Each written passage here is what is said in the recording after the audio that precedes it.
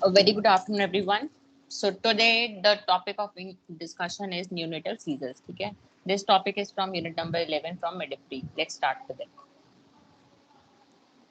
First of all comes the introduction of neonatal seizures. ठीक है, so as we all know neonatal seizures जो हैं that is a common problem. आप लोगों के एमएमजी में पोस्टिंग भी ले रहा है हॉस्पिटल में. So there also you might have observed कि जो NICU में बच्चे होते थे वहाँ पे स्टूडेंट्स ने ऑब्जर्व किया है कि उन जो वहाँ पे न्यूनेट्स हैं, है ना, उनको सीजर्स जो हैं वो कॉमन थे वहाँ पे, है ना. So this is a common आप बोल सकते हो condition, and it is always due to some underlying cause, and out of which 25 of cases the causes are undetected, right? Unknown causes are there 25% cases में. Then often the first sign of neurological disorder, जो seizures हैं, ठीक है, वो एक तरह से first sign है neurological disorders का.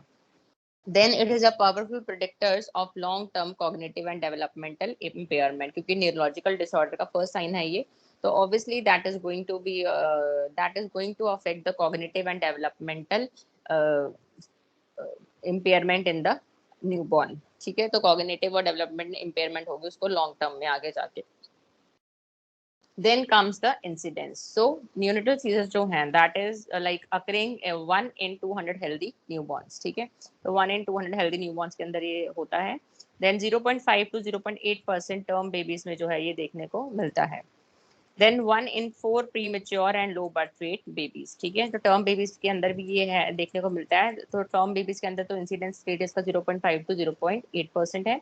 और 1 in 4 premature and low birth weight baby, मतलब अगर 4 प्रीमेच्योर या लो बर्थ वेट बेबी हैं तो उनमें से एक जो होगा वो इससे पीड़ित होगा. ठीक है, तो यू कैन से कि ज्यादा कॉमन एक इसमें है प्रीमेच्योर और लो बर्थ वेट बेबीज में. Many seizures are very subtle go undetected. ठीक है, कई बार सीजर्स जो होते हैं वो अननोटिसेबल होते हैं, तो वो अनडिटेक्टेड चले जाते हैं, right.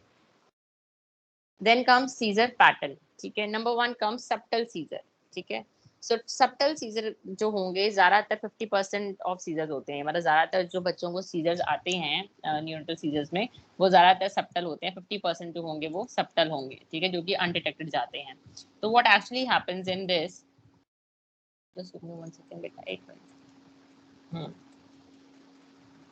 So, tonic horizontal deviation of eyes, staring look, repetitive blinking, fluttering of eyelids. ठीक है, तो टोनिक हॉरिजॉन्टल डेविएशन होगी आईज की, बच्चे की जो आईज होंगी, ठीक है, एक तरफ को वो डेविएट हो जाएंगी eyeballs. Then staring look आएगी बच्चे की, स्टेयर कर रहा है, और रिपीटेटिव ब्लिंकिंग होगी उसकी आईज की, राइट.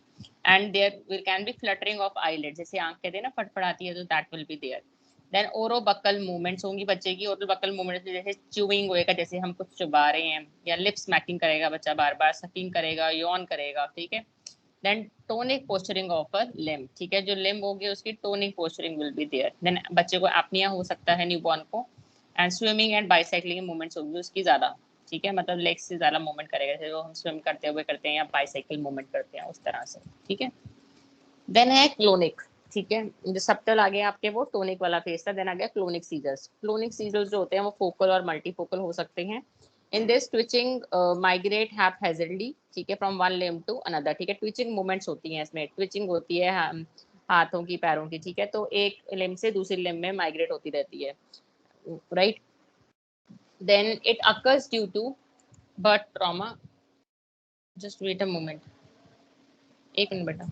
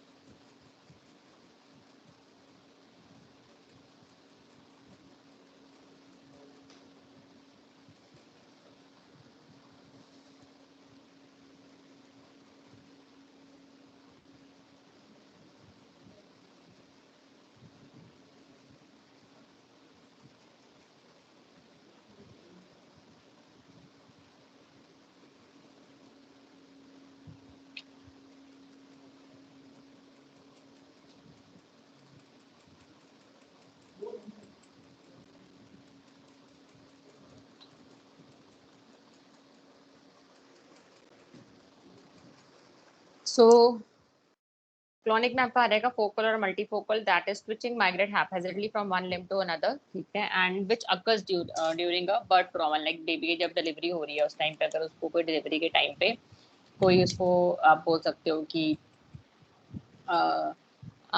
बर्थ इंजरी हुई है बच्चे को हेड में, ठीक है, तो उस वजह से हो सकता है, या फिर एचआईई की वजह से। एचआईई क्या होता है, that is hypoxic ischaemic encephalopathy, ठीक है, which like occurs as a result of perinatal asphyxia. जो आपने एस्फिक्सिया नियोनेटम टॉपिक पढ़ा था, उसकी वजह से एचआईई बच्चा डेवलप कर सकता है, that is hypoxic ischaemic encephalopathy, ठीक है। उसमें क्या होता है कि ब्रेन तक बिल्कुल ऑक्सीजन जो है वो नहीं पहुंच पाती है, ठीक है, तो उसकी वजह से बच्चा एचआईई जो है वो डेवलप कर लेता है, right. So then generalise seizures जो हैं वो होंगे, ठीक है, जनरलाइज सीजर्स जो होंगे वो रेयर होते हैं इसके अंदर। And then next there can be focal clonic, ठीक है। फोकल क्लोनिक में क्या होगा, फोकल का मतलब है लोकलाइज होगा, so localise and often associated with loss of consciousness, ठीक है, तो लोकलाइज होंगे and it is often associated with the loss of consciousness and they are signs of bilateral cerebral disorder and it is common in metabolic disorder but trauma and cerebral infarction। तो जो focal clonic scissor का pattern देखने को मिलेगा वो उन condition में मिलेगा जहां बच्चे को कोई मेटाबॉलिक डिसऑर्डर है, या उसको बर्थ इंजरी हुई है, या फिर उसको सेरिब्रल इन्फाक्शन हुआ है। सेरिब्रल इन्फाक्शन किस वजह से होगा, हाइपोक्सिया की वजह से, ठीक है, तो हाइपोक्सिक स्टेट जब अराइज होती है तो उसकी वजह से बच्चे को सेरिब्रल इन्फाक्शन हो सकती है, राइट। देन आगे टोनिक सीजर, ठीक है, टोनिक सीजर में क्या होगा, स्टिफनिंग विल बी देयर, ठीक है, वैसे ही होगी जैसे स्टिफनिंग रहेगी, बॉडी अकड़ जाएगी बच्चे की, but with the I science and heavy breathing, ठीक है, मतलब हाइज उसकी स्टेयर करेंगे एक जगह पे और हैवी ब्रीदिंग लेगा बच्चा, ठीक है, and it is often associated with apnoea, ठीक है, जब बच्चे को बिल्कुल ही सांस आना बंद हो जाएगा उसकी वजह से होते हैं ये वाले। And it is seen in IVH, that is intraventricular haemorrhage, जो कि बर्थ ट्रॉमा की वजह से हो सकती है, या फिर प्रीटर्म बेबी में देखने को मिल सकता है, या फिर कर्निक टेरेस की वजह से हो सकता है। कर्निक टेरेस में क्या होता है, आपको मैंने बताया था कि जो अनकॉन्जुगेटेड बिलीरुबिन है उसका लेवल जो है वो 20 mg पर डेसीलीटर से ज्यादा हो जाता है और वो सीएनएस सिस्टम को डैमेज कर सकता है, ठीक है, then that is kernicterus. तो उन कंडीशंस में टोनिक सीजर जो है वो देखने को मिल सकते हैं।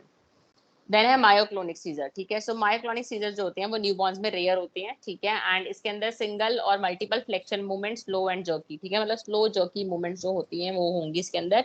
बच्चा कभी अपने आर्म्स को फ्लेक्स करेगा, कभी एक्सटेंड करेगा, कभी फ्लेक्स करेगा, कभी एक्सटेंड करेगा, ठीक है। Then it is seen in developmental defects and anencephaly, ठीक है, तो जो मायोक्लोनिक सीजर है अगर बच्चे में आ रहे हैं न्यूबॉर्न में, तो that can be due to developmental defect of the newborn या फिर एनेंसेफली की वजह से, जहाँ पे ब्रेन जो होता है वो एब्सेंट होता है, ठीक है। देन है इटियोलॉजी, ठीक है, इटियोलॉजी आपका आ जाएगा इसमें पेरिनेटल कॉजेज आएंगे सबसे पहले आपके आते हैं पेरिनेटल कॉजेज, तो इनको अभी हम डिस्कस करेंगे वन बाय वन, ठीक है, राइट।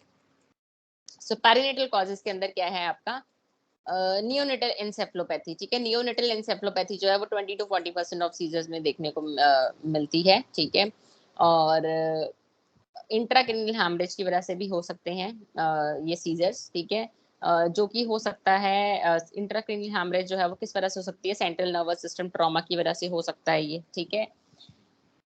बेसिकली तो ये लाइक जैसे डिलीवरी हो रही है, डिलीवरी के टाइम पे, ठीक है, जो बेबी है, ठीक है, उसका हेड जो है वो स्टक कर गया है, राइट। अगर उसका हेड स्टक कर गया है तो उससे जो इफेक्ट पड़ेगा बच्चे के सेंट्रल नर्वस सिस्टम के ऊपर पड़ेगा, ठीक है। देन आपका नेक्स्ट आ जाता है एस ए एच की वजह से हो सकता है internal haemorrhage. H stands for सब एरिकनॉइड हैमरेज, ठीक है, which is a bleeding in the space between your brain and the surrounding membrane।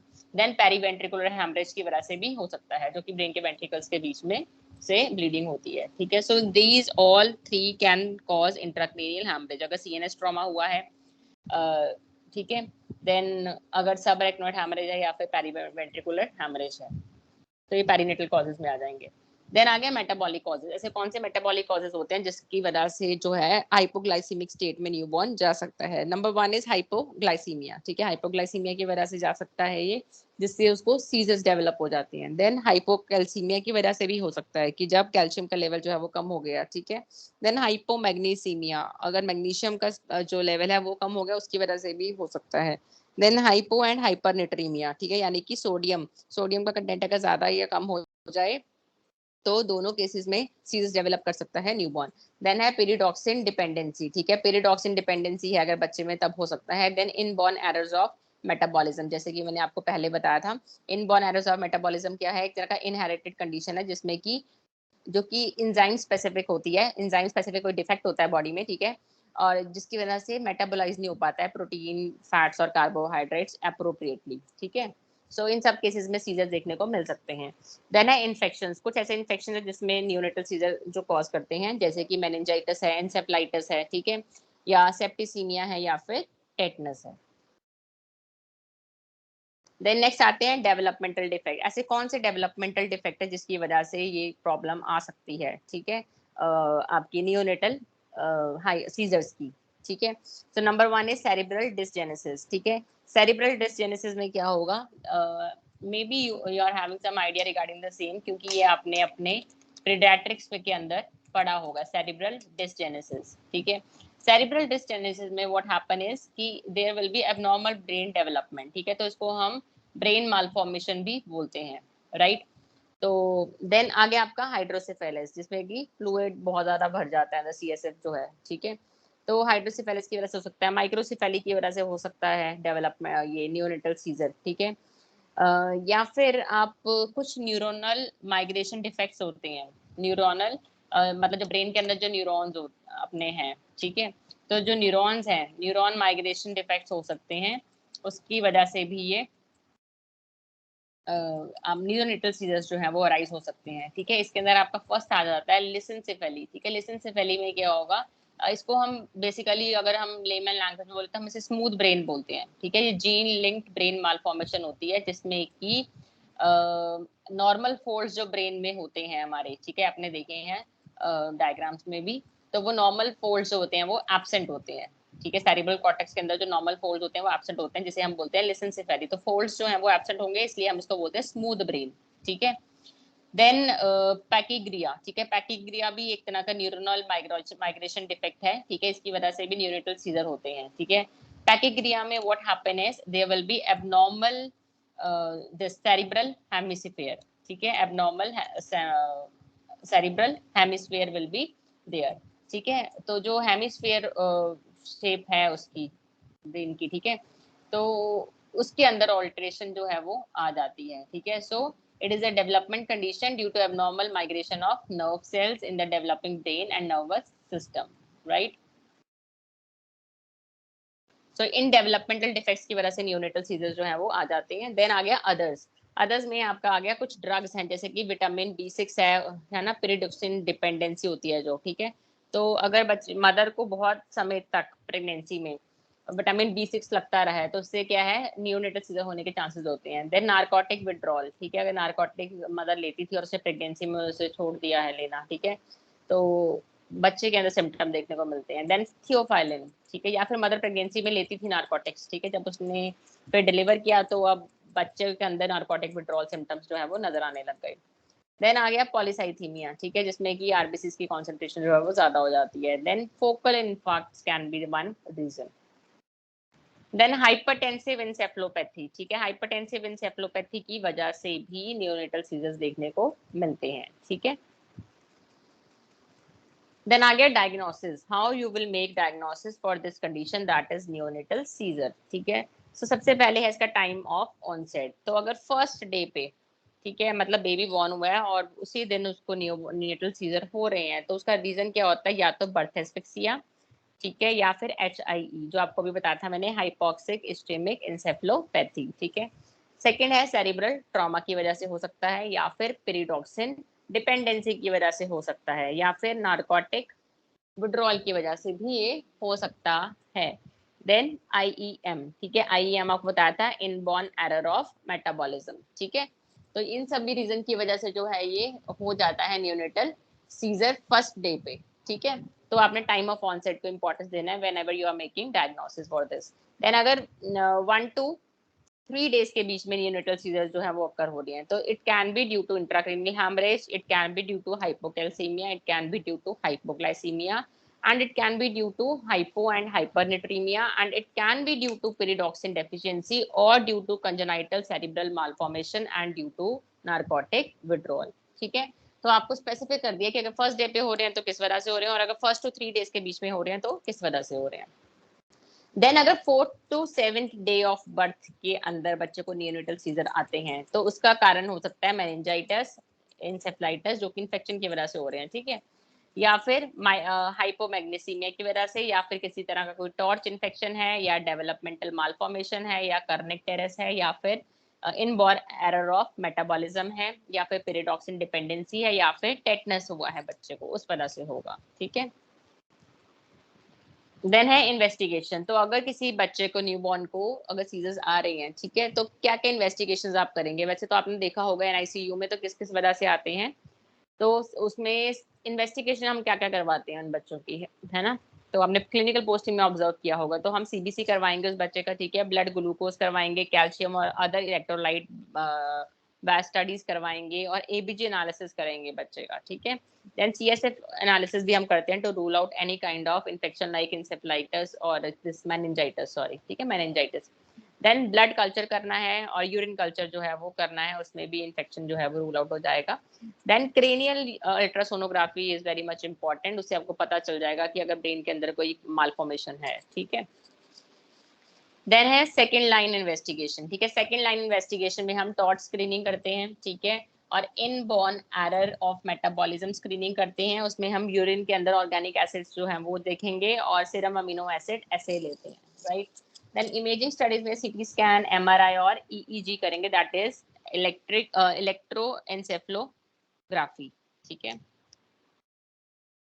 Then again management. So how will you manage the case of newborn seizures or neonatal seizures? So collect all the samples, IV line establish करेंगे, thermoneutral environment बच्चे को हम provide करते हैं, and glucose जो है इसमें आपने देना है 10%, ठीक है, और उसका रेट जो है और डोज है कैसे आप करेंगे, 2 to 4 ml per kg as bolus आपको देना है, followed by 10% glucose as drip at the rate of 8 mg per kg per minute, ठीक है। तो ये आपने जो रेट है वो रखना है इसका। देन आईवी कैल्शियम, ठीक है, आईवी कैल्शियम जो है वो आपने देना है ग्लूकोनेट 2 ml पर केजी देंगे आप, ठीक है, आईवी कैल्शियम देना है, ग्लूकोनेट देना है 2 ml पर केजी, ठीक है, कैल्शियम ग्लूकोनेट है ये, ठीक है, कैल्शियम ग्लूकोनेट है इसका पूरा नाम। देन नेक्स्ट आता है बच्चे इसमें आपका एंटी कन्वल्सेंट थेरेपी, ठीक है, कौन कौन सी एंटी कन्वल्सेंट थेरेपी जो है आप इसके अंदर देंगे। नंबर 1 इज फिनोबार्बिटॉन आपने देना है, ठीक है, फिनोबार्बिटॉन में जो आप देंगे 15 to 20 mg देना है पर केजी, आईवी लोडिंग डोज आपने रखनी है, ठीक है, तो 15 to 20 mg आप देंगे पर केजी बॉडी वेट के हिसाब से, और आईवी लोडिंग डोज के लिए है ये डोज, और 3.5 to 5 mg per kg per day आपने मेंटेनेंस डोज इसके अंदर रखनी है। देन फिनोइटन सोडियम, ठीक है, फिनोइटन सोडियम की आपने जो डोज रखनी है, ठीक है, लोडिंग डोज रहेगी 15 to 20 mg per kg IV at 1 mg per kg per minute, ये है loading dose. Then 4 to 8 mg per kg day maintenance dose रहेगी इसकी। देन है मिडाजोलम, भी आप एंटी कन्वल्सेंट इसमें थेरेपी में देंगे 0.022 to 0.4 mg per KG intramuscularly देना है, और 0.02 to 0.1 mg per kg ivy दे सकते हो अगर आईवी देना चाहते हो तो, ठीक है। देन अदर ड्रग्स जो आप लोगे इसके अंदर लोराजिपाम आप रख सकते हैं, डायजापाम रख सकते हैं, और पेरियल्डिहाइड रख सकते हैं। सो ये सारी एंटी कन्वल्सेंट जो है वो आप नियोनेटल सीजर्स को मैनेज करने के लिए देते हैं। देन आ गया और ट्रीटमेंट ऑप्शंस, ऑप्टिमाइज वेंटिलेशन, ठीक है, और मेंटेन 1 सेकंड बेटा।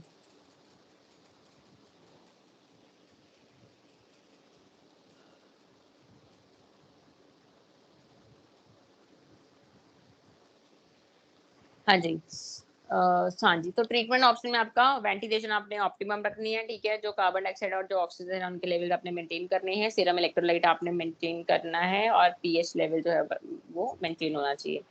देन ट्रीट अंडरलाइंग डिसीजेज, जैसे किसी अंडरलाइंग कॉज की वजह से है सीजर्स, तो आपने उसको उस अंडरलाइंग डिसीज की वजह से, कॉज की वजह से आपने उसको ठीक करना है, राइट, पहले उस कॉज को ठीक करेंगे। देन पीरियडॉक्सिन डिपेंडेंसी है अगर, ठीक है, अगर पीरियडॉक्सिन डिपेंडेंसी की वजह से सीजर्स आ रहे हैं तो 50 mg आईवी आपने देना है, ठीक है, और रिपीट करना है एवरी 10 मिनट टिल कंट्रोल, ठीक है, और मेंटेनेंस डोज आप इसमें रखोगे 5 mg पर केजी पर ओरल डेली, ठीक है, तो ओरली आप दे सकते हो।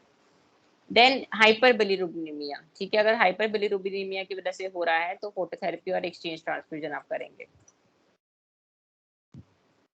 नहीं ये वाले नहीं। Then a follow up anticonvulsants के लिए तो stop all other except maintaining the basic जो आपने बच्चे का जो है वो मेंटेन करना है, ठीक है, वेट, राइट।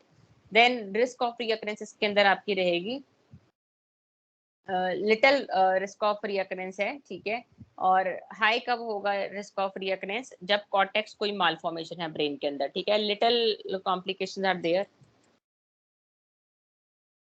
बेटा 1 सेकेंड, स्क्रीन शेयर कर रही थी मैं।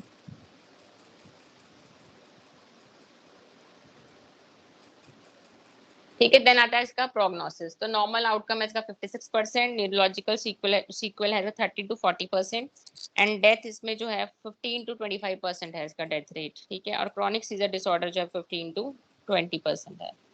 Then outcome depends upon the level of maturity, cause क्या है जिसकी वजह से सीजर्स आ रहे हैं उसके ऊपर डिपेंड करता है आउटकम। देन न्यूरोलॉजिकल एग्जामिनेशन जो है उसके ऊपर डिपेंड करता है, जब आप न्यूरोलॉजिकल एग्जामिनेशन करेंगे कि न्यूरोलॉजिकल डेफिसिट हुआ है नहीं हुआ है बच्चा। देन इलेक्ट्रिक एंसेफ्लोग्राफी और इमेजिंग स्टडी से आपका आउटकम जो है वो पता चलेगा सही, ठीक है। गुड प्रोग्नोसिस इसका गुड है, ठीक है, अगर अनकॉम्प्लिकेटेड हाइपोग्लाइसीमिया है या सब रेक्नोइड हैमरेज है या फिर नार्कोटिक विड्रॉल है उस केस में गुड प्रोग्नोसिस है। पुअर प्रोग्नोसिस किस केसेस में है, जब लो अपकार स्कोर जो है वो लेस देन और इक्वल टू 6 है at 5 minute and onset of seizure within 24 hours of life है। Then presence of myoclonic attacks, क्योंकि मायोक्लोनिक हमने बताया कि रेयर होते हैं, ठीक है। बेटा 1 सेकेंड, ठीक है। देन एबनॉर्मल ईईजी है, अगर ईईजी जो एबनॉर्मल आती है या 3 और more days of uncontrol seizures होते हैं, ठीक है, तब हम इसका जो प्रोग्नोसिस होता है वो पुअर होता है, ठीक है। प्रोग्नोसिस आप सबको पता है कि अगर किसी को कोई डिसीज कंडीशन हो जाती है तो उसमें उसका सही होने के चांसेस कितने हैं, राइट।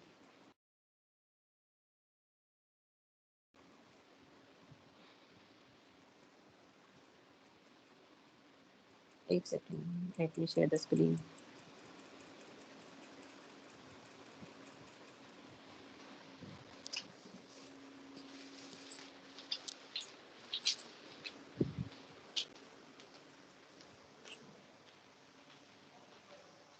देवेंद्र सर को कॉल करना, मेरी क्लास में फोन कर रहे हैं।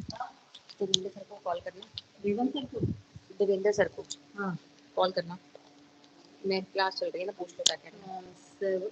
कॉलेज वाला नंबर नहीं नहीं दूसरा प्राइवेट, उनका फोन हैंग हो गया यार, तो भी तो दिया 0075 वाला,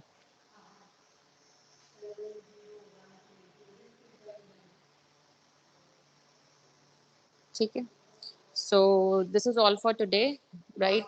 So if you are having recording है ना, good afternoon sir, sir Shivani ma'am,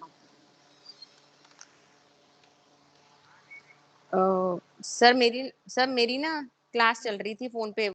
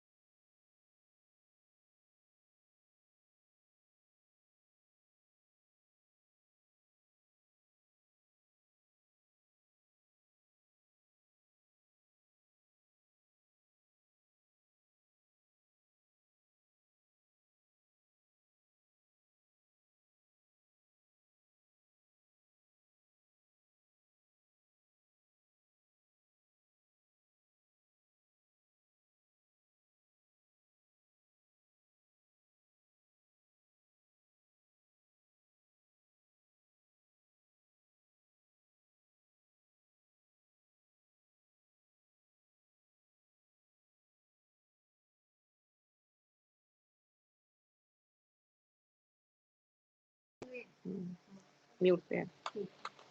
so poor prognosis मैंने आपको बता दिया कि किस केसेस में है, ठीक है। सो this is all about neonatal seizures. If you are having any sort of doubt in this particular topic, you are always free to ask for your queries, right? Thank you so much for listening. Thank you, bachcha.